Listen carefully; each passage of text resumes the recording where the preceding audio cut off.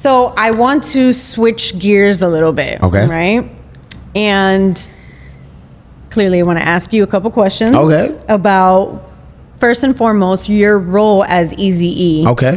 In the movie Straight Outta Compton. Yeah. So I know you had to study his character a lot. I think you gained some weight too. I did, yeah. Was that I had the belly? to. Was that No, this is a different one. Nah, I was super slim. I gained weight and still was slim. Like, man, I think I had to eat like 3,700 calories a day or 4,700 calories, something like that. And I literally had to train myself how to eat that much food and put that much calories in my body. The life of an actor, huh? Yeah, it was like the first 3 or 4 days I just was throwing it up. I was like, oh my really? God, like, bro, Wow. it was crazy. It was crazy.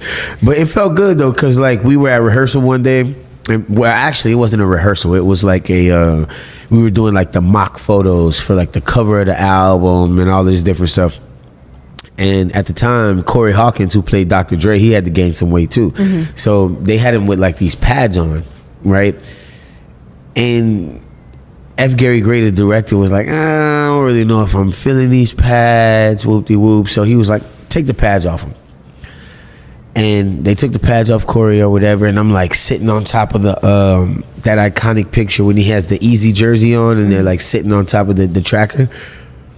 He goes, take those, I told y'all to take those pads off. Take the pads off of Jason. And he was like, he doesn't have any pads on. He was like, oh, you gained the weight. Okay, all right, bet. You know what I mean?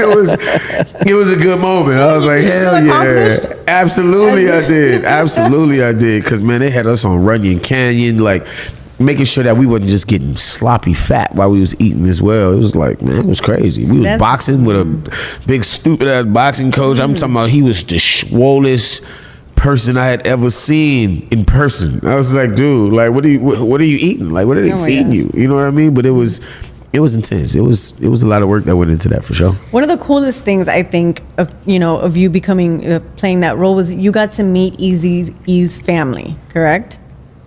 Yes. Did that happen? Yes, that happened. Yes, it happened. How was that? Interesting. Yeah? Very, very interesting, because individually, everybody is cool. Everybody wants me to win. Everybody loves Eazy. Like, that was the easy part, right? But mind you, I'm so excited about what I'm doing that I'm just like reaching out to people on Facebook. I'm like trying to find every person that I can. Not really thinking about the fact that he got 9 children and 7 baby mamas. Oh boy. And they don't necessarily all get along with each other. You know what I mean? And I'm trying to get them all in one room. They're like, Jason, you trying to start some shit. I don't give a fuck. You know what I mean? It's like all this, like, oh, like, Lord, what did I do? What did I do? What did I sign up for? You know what I mean? But I think all in all, like, everybody spoke good into my life. Everybody was there. Everybody made set visits. You know what I mean? Everybody showed up to the premiere. Everybody kept it real professional.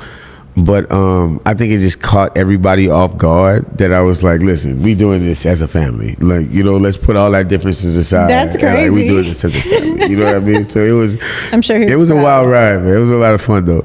It was a lot of fun. Did anybody like put the, apply the pressure, like kind of like you better get this role right? Like I'd have to say the atmosphere itself was like that, right?